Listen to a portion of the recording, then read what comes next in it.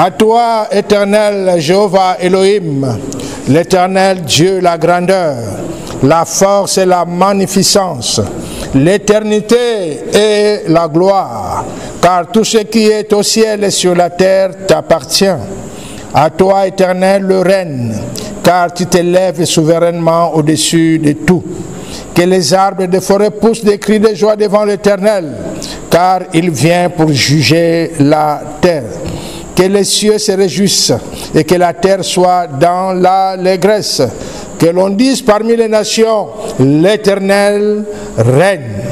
Chantons à l'Éternel Jéhovah El-Kabod, le Dieu de gloire. Nous tous habitants de la terre, annonçons de jour en jour son salut. Chantons en son honneur. Parlons de toutes ces merveilles. Alléluia. Glorifions-nous de son saint nom. Que le cœur de ceux qui cherchent l'Éternel se réjouisse. Ayons recours à l'Éternel et à son appui. Cherchons continuellement sa face. Alléluia. Acclamons pour le Seigneur notre Dieu. Il est le Dieu tout-puissant. Nous rendons gloire à l'Éternel pour cette grâce qui nous laisse son autel pour partager ce temps de parole. Alléluia. Asseyez-vous, bien-aimés. À lui soit toute la gloire. J'aimerais commencer par vous rappeler le résumé de la crainte de Dieu qui était donné en 12 points.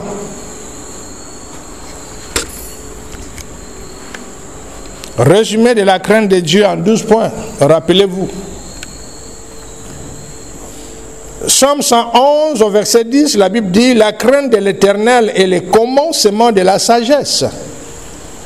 Tous ceux qui l'observent ont une raison saine. Sa gloire subsiste à toujours. Point numéro 1.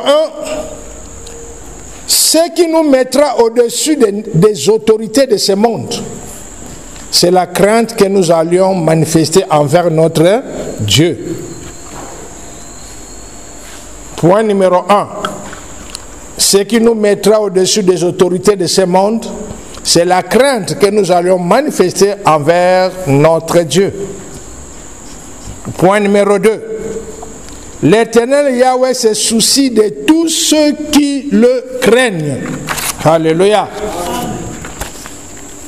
Point numéro 3. Une personne peut avoir toutes les connaissances et mal les utiliser parce qu'elle ne craint pas Dieu. Alléluia. 4. C'est la crainte de Dieu qui marquera la différence entre nous et les autres. C'est la crainte de Dieu qui marquera la différence entre nous et les autres. 5. Mettons Dieu au-dessus de tous, sans exception. Dans tout ce que nous avons à faire, dans tout ce que nous aimons, dans tout ce que nous possédons, dans tout ce que nous voulons, mettons Dieu au-dessus de tout. 6. Ne nous attendons pas à faire de grandes choses si nous ne nous imposons pas à honorer le Seigneur dans tous nos rendez-vous.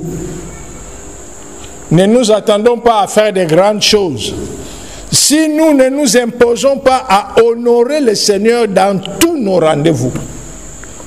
Dans la maison de Dieu, tout comme partout ailleurs où nous avons rendez-vous avec le Seigneur. Alléluia. 7. Si cela continue ainsi, beaucoup verront les fruits et n'en mangeront pas ou n'en jouiront pas. Beaucoup verront le fruit. Comme il nous a dit, il y a ceux qui vont manger les fruits, mais les fruits là seront amers dans leur bouche. Il y a ceux qui verront les fruits, mais qui n'auront même pas droit à manger ces fruits. Alléluia. Et à ceux qui auront la grâce d'entrer, de voir les fruits, de manger et de se réjouir de ces fruits. Alléluia. Que l'Éternel soit glorifié. Nous lui rendons toute la gloire pour ce moment merveilleux qu'il a réservé pour nous. Dans tout ce qu'il continue de faire, à lui soit la gloire. Alléluia. Alors nous continuons. Point numéro 8. Nous n'allons jamais changer de caractère si nous continuons à justifier nos erreurs. Nous n'allons jamais changer de caractère si nous continuons à justifier nos erreurs. Point numéro 9.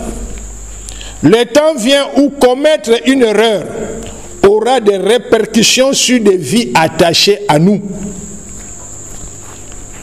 Rappelons-nous que Dieu nous prépare. Comme il nous a dit, moi je suis venu sauver le monde, mais vous, je vous envoie libérer le monde. Et des multitudes de vies dépendent de nous ou encore dépendront de nous à l'avenir. De tout ce qu'il est en train de nous donner comme autorité, comme pouvoir, de tout ce qu'il met à notre disposition comme richesse. Non pour nous réjouir avec, c'est simplement pour venir en aide aux autres. Alléluia. Point numéro 10. Réalisons ce à quoi le Seigneur nous appelle. Pas seulement à être comme lui, mais à des responsabilités qui nous sont données. Réalisons ce à quoi le Seigneur nous appelle. Pas seulement à être comme lui, mais à des responsabilités qui nous sont données. Alléluia. De là, il a dit, nous ne sommes pas... Nous bénéficions de sa gloire, de sa puissance, comme étant sa continuité. Il ne nous a pas donné la puissance, mais nous sommes la continuité de sa puissance. Alléluia. Point numéro 11. Le Seigneur ne va jamais nous donner des responsabilités ou nous mettre face à des situations qui sont au-dessus de nous. Face à toute situation qui nous fait face, réalisons et sachons que nous avons la capacité de le surmonter, de le maîtriser. Alléluia. Point numéro 12. La crainte de Dieu va nous aider à acquérir plus de connaissances à venir. Sachant qu'il nous faut beaucoup de la crainte de Dieu pour recevoir les connaissances à venir. Nous devons faire extrêmement attention à la rancune. C'est la voie la plus facile de se faire écarter par Dieu de cette noble mission qu'il nous a donnée. Alléluia. On est ensemble? Là, c'était à titre de rappel. Alors, bien aimés, j'aimerais partager ce soir avec vous ce que nous avons reçu le deuxième jour de ce deuxième mois de l'année 2024 en compagnie de le serviteur de Dieu, le patriarche Moïse, qui nous a entretenus. Nous avions commencé cette introduction par lire le livre de Tite, au chapitre 3, versets 3 à 7.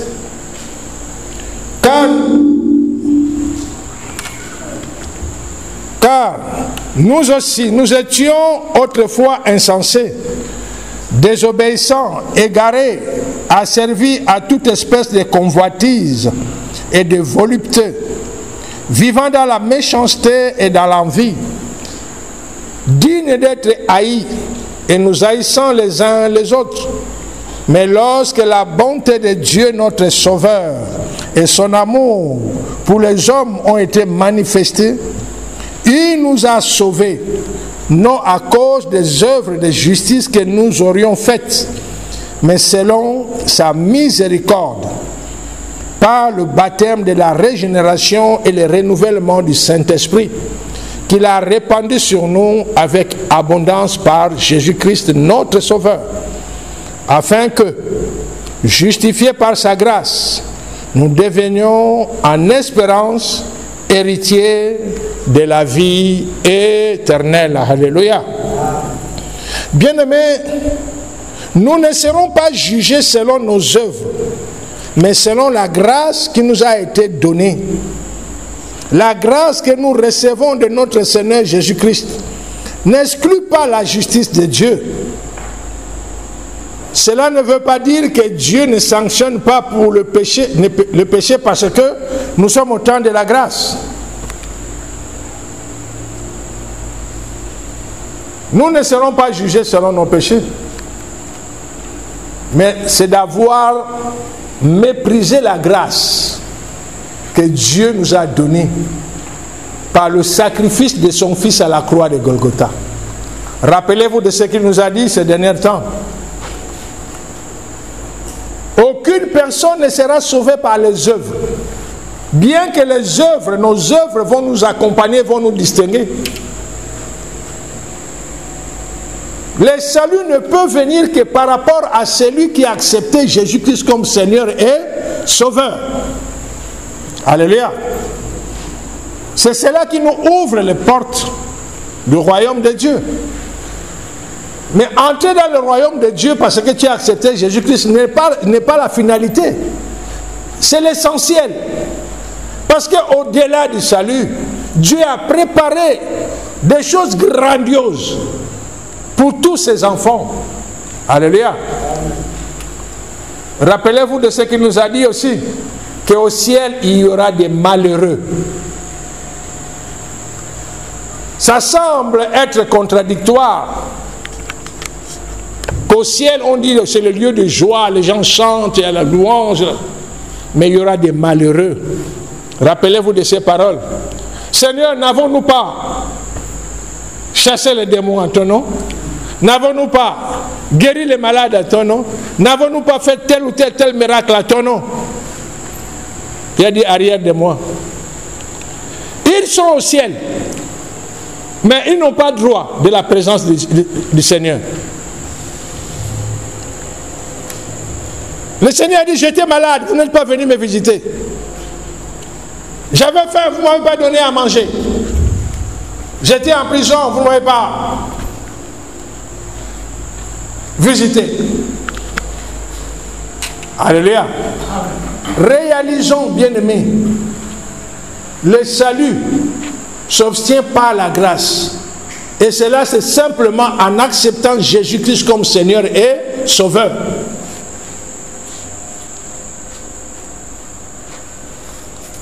On est ensemble? L'enseignement que nous avons reçu a pour but de nous faire comprendre que le Seigneur Jésus-Christ est le seul chemin pour le royaume de Dieu. Nous ne sommes pas autorisés à mépriser la loi, les ordonnances et les préceptes, parce que nous avons appris que le salut est par la grâce. Le Seigneur nous a promis de nous faire une place dans son royaume. Mais son royaume est infini. Pour avoir une place auprès de lui, c'est par nos œuvres et sacrifices. Vous voyez ça? Il a préparé la place. Mais il y a des places de distinction. Alléluia. Tu peux être au paradis. Vous vous rappelez, c'est écrit quelque part, il y a des personnes qui seront sauvées comme à travers le feu. C'est-à-dire, il n'y avait pas d'espoir. Mais en dernier moment, la personne dit, Seigneur, sauve-moi. Jésus, je t'accepte. Viens à mon secours. Mais la personne a vécu toute une vie de méchanceté, de cruauté. Mais au dernier moment, il crie au Seigneur. Le Seigneur ne peut pas renier sa parole. Quiconque invoquera le nom du Seigneur sera sauvé. Comme le bandit à la croix. Voilà. On dit bien le bandit, le criminel, le brigand à la croix. Il a dit, Seigneur, souviens-toi de moi. Quand il sera dans ton royaume. Il lui a dit quoi? Aujourd'hui même. Vous voyez? Mais cela est différent de quelqu'un qui a accepté le Seigneur et qui a la crainte de Dieu et qui fait les œuvres pour la gloire de Dieu. C'est ce qui fera la distinction. Comme je vous ai dit, les 24 vieillards, ce n'est pas par honneur que Dieu les a placés, le 24 trônes pour les 24 vieillards. Non. Ils ont ce trône par mérite. Ils ont travaillé pour le Seigneur, ils ont marché dans la crainte de Dieu, ils ont aimé le Seigneur et allé au ciel. Ils ont continué à glorifier le Seigneur, à opérer et à agir pour la gloire de Dieu. Bien aimé, ceci doit nous rappeler, ne pensons pas que le ciel, quand on meurt, on part au ciel et que c'est la fin. Non. C'est là où les vraies choses commencent.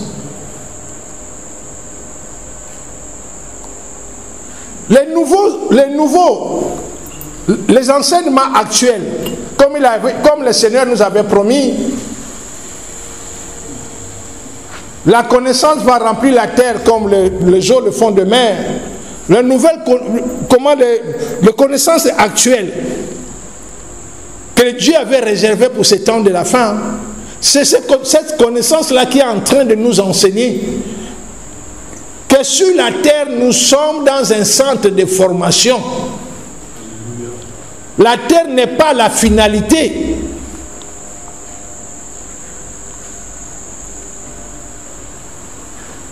Tu envoies un enfant à l'école à la formation.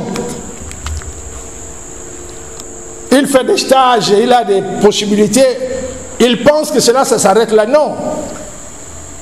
Après la formation, il y a un poste budgétaire qui l'attend.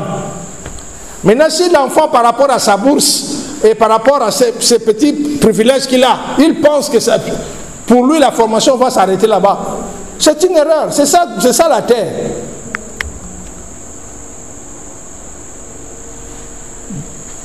Dieu nous a fait prendre conscience qu'au-delà du paradis, il y a d'autres univers que Dieu a créés pour que ses enfants, pour toi et que moi, qu'on puisse être des responsables. Alléluia. On n'est pas sauvé par les œuvres, mais réalisons bien aimé que les œuvres sont très importantes pour nous accompagner. Cette année 2024 est pour nous l'année de consécration et de règne. Mais rappelons-nous ce qu'il nous a dit. Or, celui qui veut régner doit se consacrer. Et pour se consacrer, il faut accepter le sacrifice. Et quand on dit sacrifice, c'est-à-dire endurer certaines situations. Alléluia.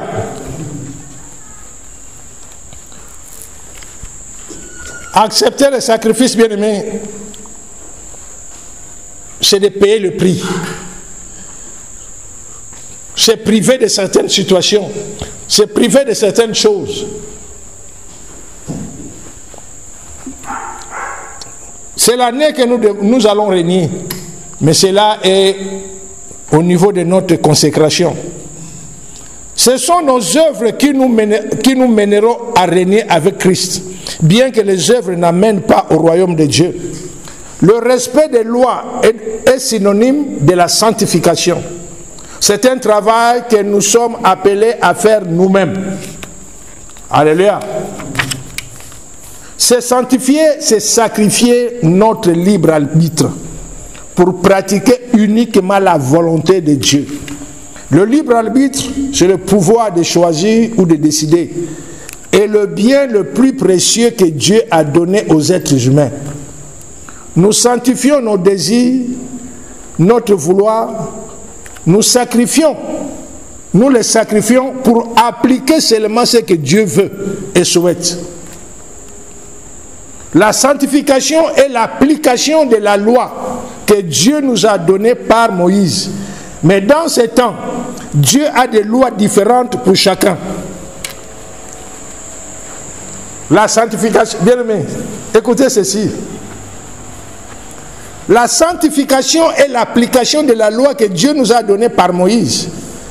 Mais dans ces temps, Dieu a des lois différentes pour chacun. Par rapport à la loi, il est écrit quelque part, tu ne tueras point. Alléluia. Mais dans ces temps de la fin, il y a une classe de personnes que Dieu est en train de préparer. Ils seront des tueurs. Et ils vont exercer les jugements de Dieu contre des personnes, contre des nations. Ils vont tuer. Ils vont tuer. Dieu les prépare pour ça. Cela est spécial par rapport à eux. Alléluia. Tout comme Dieu est en train de nous préparer par rapport à l'amour. Pour nous, pour tuer, ça doit être vraiment l'extrême. Les dernières options que nous pouvons... Pourquoi? Parce que Dieu est en train de nous doter, de nous transférer son amour. Nous devons utiliser toutes les voies possibles pour ramener quelqu'un vers Dieu. Alléluia. Nous pouvons agir pour sanctionner, pour punir ou pour tuer, mais cela est dans le dernier ressort. Mais il y a une classe de gens que Dieu prépare. Ils n'ont pas les fleurs à la main, ils ont l'épée. Alléluia. Les gens vont les haïr. Ils vont les craindre, ils vont les haïr. Mais ces gens-là ont sacrifié leur personnalité pour accomplir cette mission. Alléluia. On est ensemble? Oui. Donc, si je comprends bien, s'il faut faire une transposition, en fait... Parle fort. S'il faut faire une transposition, oui. En fait, Dieu est en train de préparer, on va dire un peu comme des djihadistes qui vont tuer pour Dieu. Ou bien? Non. Les djihadistes, ce sont des gens, ils ont leurs lois à eux particulières qui n'ont rien à voir avec Dieu. C'est pour leurs intérêts personnels qu'ils opèrent sous la couverture du nom de Dieu. Pour leurs intérêts personnels. La preuve est que nous sommes en train de le vivre. Nous voyons comment ceux qui se battent contre Israël, ils n'hésitent pas, à sacrifier les civils, à les mettre leurs armes aux hôpitaux ou dans les corps des enfants. Voilà. C'est leurs intérêts d'abord. Tandis que les gens que Dieu prépare, ils vont le faire pour la gloire de Dieu, pour l'intérêt de Dieu. On peut dire que dans tel coin, il y a des personnes qui se sont liguées, qui sont en train de massacrer les gens. C'est là où les gens là vont intervenir. Eux, quand ils vont partir, ils ne vont pas aller leur annoncer l'évangile. Ils arrivent. Ils paient contre eux. Ils règlent leur compte et ils continuent la route. Tandis que nous, si on nous envoie, on va d'abord chercher à les ramener à la raison. Les montrer toutes les voies possibles, les conséquences de leurs actes. Les montrer la suite. Contrairement à eux, quand ils arrivent, c'est pour porter un jugement. Mais cela est à la gloire de Dieu. Ils ne le font pas par rapport à eux. Voilà la différence. Les terroristes font cela par rapport à eux. Pas de sentiments. Ils ne le font pas par rapport réellement pour la gloire de Allah. Non. Sinon, il devait y avoir réellement une guerre propre. Ce n'est pas une guerre où on se cache au milieu de civils. Vous tirez au milieu de civils et quand on bombarde, vous savez comment vous esquivez et ce sont les civils qui meurent. Ah. On est ensemble? Se sanctifier, c'est d'offrir à Dieu notre libre arbitre. Lorsque nous lui offrons cela, nous nous appliquons dans la volonté de Dieu. La sanctification nous rapproche nous rapproche de Dieu. Plus on se sanctifie, plus on a la crainte de Dieu, plus on se rapproche de Dieu. Alléluia. Tu peux être chrétien né de nouveau, mais tu es loin de Dieu par rapport à ta façon de vivre, ta façon de te comporter. On est ensemble? Bien que nous ne sommes pas sauvés par nos œuvres, mais le Seigneur rendra à chacun selon ses œuvres. Apocalypse chapitre 2, verset 19. Je connais tes œuvres, ton amour, ta foi, ta fidélité, ton fidèle service, ta constance et tes dernières œuvres plus nombreuses que les premières. Apocalypse 22, 12. Voici, je viens bientôt et ma rétribution est avec moi pour rendre à chacun selon ce que son œuvre. L'enseignement que nous recevons n'a pas pour but de nous faire oublier que notre Dieu est un Dieu juste. Alléluia. La justice est la base même de son trône. Que cet enseignement n'emporte pas dans nos cœurs que les commandements ont peu de valeur. Non, les 10 commandements ont vraiment de la valeur. Comme le Seigneur a dit, je ne suis pas venu abolir la loi, mais je suis venu pour les accomplir. Et le Seigneur nous a montré une autre façon comment respecter les 10 commandements. Alléluia. On est ensemble? Ce que nous apprenons de l'ancienne alliance n'a pas été abandonné ou aboli, mais plutôt renouvelé. Les 10 commandements sont résumés dans l'amour de notre prochain. Le Seigneur est venu nous enseigner la meilleure façon d'appliquer les commandements. Si nous méditons les 10 commandements, nous verrons que cela nous renvoie à l'amour de son prochain. Celui qui aime son prochain ne le vole pas, ne le tue pas, ne fera pas de faux témoignages, ne cherchera pas à commettre l'adultère avec le mari d'autrui ou la femme d'autrui. Pourquoi? Tu aimeras ton prochain comme toi-même.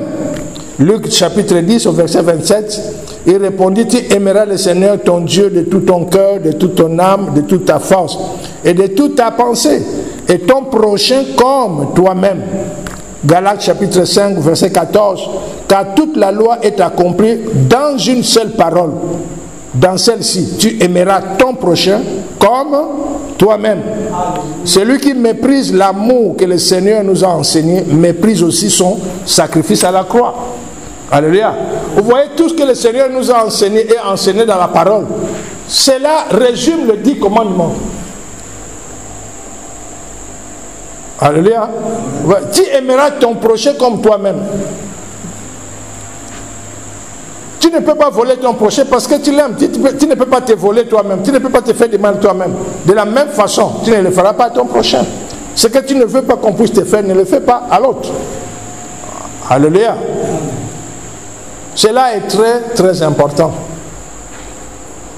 Il y a des questions? Avant de passer à un autre point. Y a-t-il des questions? Bien-aimés, rappelons-nous ce que le Seigneur Saint-Esprit nous a dit.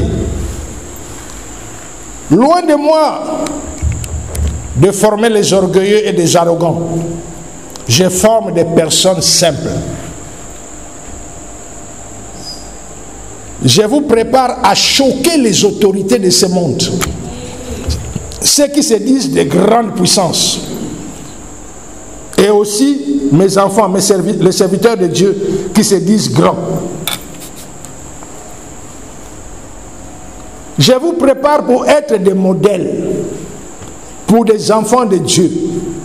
Si vous arrivez là où je vous amène, lorsqu'un homme de Dieu voudra tomber dans l'orgueil, il va se souvenir de vous.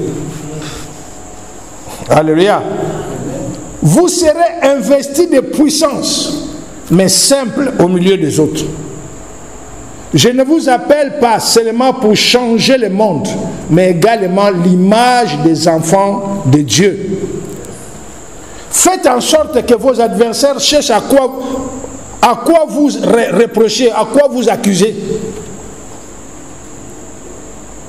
Un homme de Dieu qui veut se glorifier pour avoir ressuscité un mort, alors que vous ramènerez à la vie des multitudes de cadavres avec simplicité.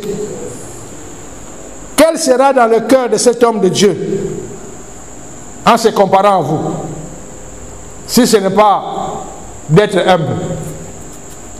Alléluia. Je vous annonce les choses à venir que les autres ne savent pas. Ces choses sont la vérité. Cette vérité qui conduit à la connaissance. La connaissance, c'est le pouvoir. En un mot, je vous donne le pouvoir sur les choses à venir. Dieu nous prépare et nous donne le pouvoir sur les choses à venir. Ceux qui se disent grande puissance,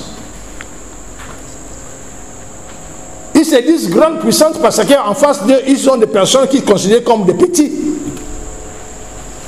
En face d'eux, ils ont des personnes à qui ils ont l'autorité de manipuler, de maltraiter. Alléluia. Regarde la situation honteuse qui se passe en RDC avec les États-Unis.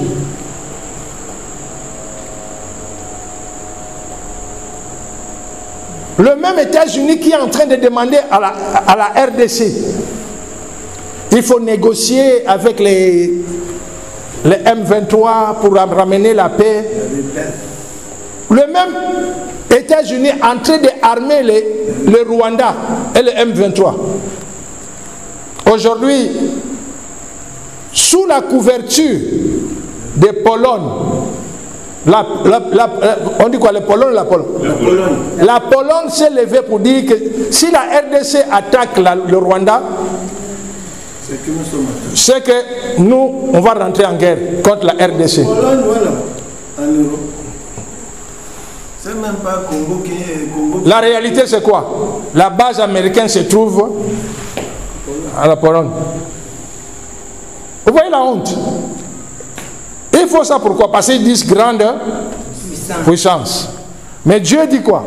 Les temps qui arrivent, ceux qui se disent grande puissance, ils vont se retrouver en face de nous.